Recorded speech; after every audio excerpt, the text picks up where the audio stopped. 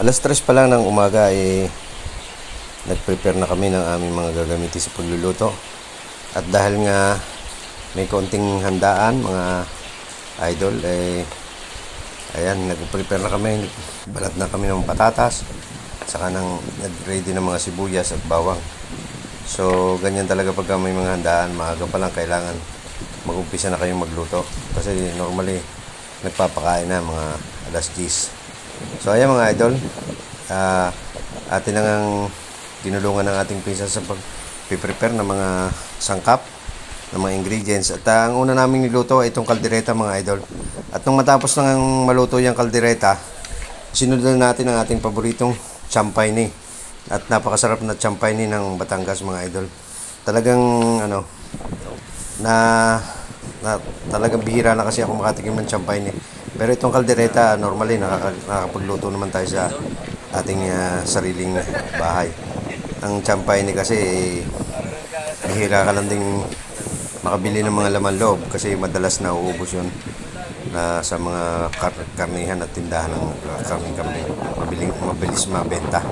At kadalasan pang niluluto ang luto sa mga laman loob at ng kambing at balat ay yung ating paboritong papaitan mga idol.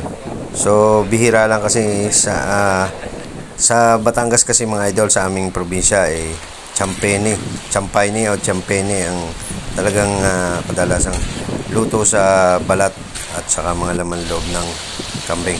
At nang maluto na nga natin mga idol ang kalderetang kambing, so sinunod na namin ang champagne. Ayan, nag-isa na tayo ng bawang at nilagyan natin siya ng butter mga idol. So siyempre ang chief cook niya na yung aking pinsan, ako yung nag-a-assist lang. Pero intindi din naman tayo ng konti ng pagluluto. So ayan mga idol, tinutulungan natin si pinsan. Yung aming laman loob at saka balat ng kambing mga idol ay hinalabos na yan, pinakuluan na, hiniwa-hiwa na ng maliliit. Naka-ready na yan para lutuin mga idol. Kumbaga napalambot na din yan mga idol. So hindi na natin kailangan pakuluan ng matagal yan. So titimplahan na lang yan. Kaya katulad yan, medyo frozen pa siya mga idol. Kasi na frozen yan bago namin dinala rito galing pa sa isla mga idol. Kasi malayo yung aming pinanggalingan, pumunta pa kami ng Lipa. Tama mga idol, nandito kami ngayon sa Lipa, sa bahay ng aking ninang. At anniversary nga nila ng kasal, kaya naghanda sila. May handa rin sa reception, sa venue, pero may handa rin sa bahay. Normally ganyan naman ang sa mga anniversary, kasal, birthday, may handaan din sa bahay. So ayan nga mga idol. At yung kambing na yung mga idol, hindi natin sinuplete yan. Pagkapatay ng kambing, hindi natin sinuplete. Ang ginawa niya, kinalusan. Kalos yung kanyang tinanggal ng balahibo.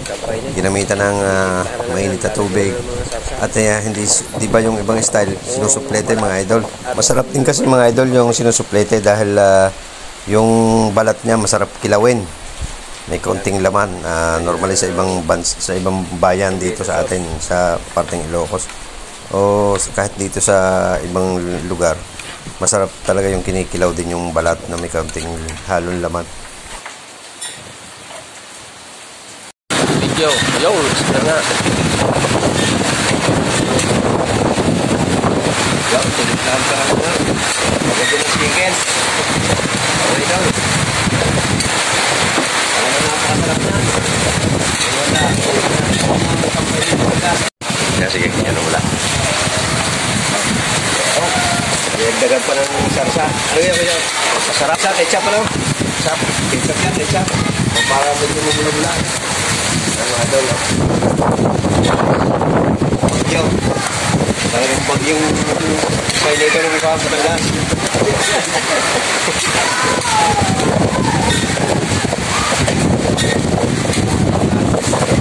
Harap ko gaway ay. Kung na, ilabas ng bahaw. Batikiman na dyan. Batikiman.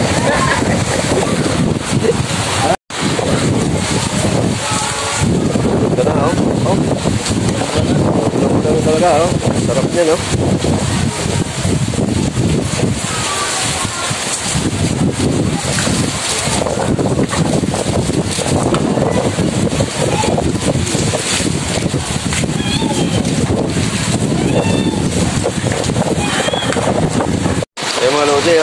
Luto ko yung sabay niya eh. Titikman natin yan mamaya. Luto ko.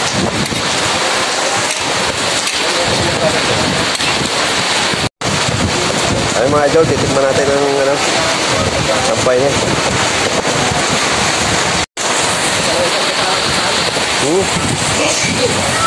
Yo. Mga idol. Ito natin.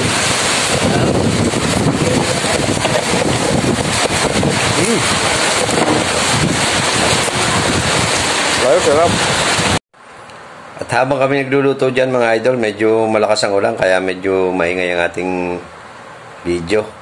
So, mag-outro na ako mga idol at maraming salamat. Sana suportahan nyo ang aking channel. Paki-subscribe po at paki-like and comments na lang din at sana po ay panoorin nyo at para madagdagan ang aking subscriber. So maraming salamat po. Ingat po kayo kung saan man po kayong panig ng ating mundo at ng ating bansang naroroon at lagi po kayong sana'y nasa mabuting kalagayan. God bless po. Shoutout po sa inyong lahat.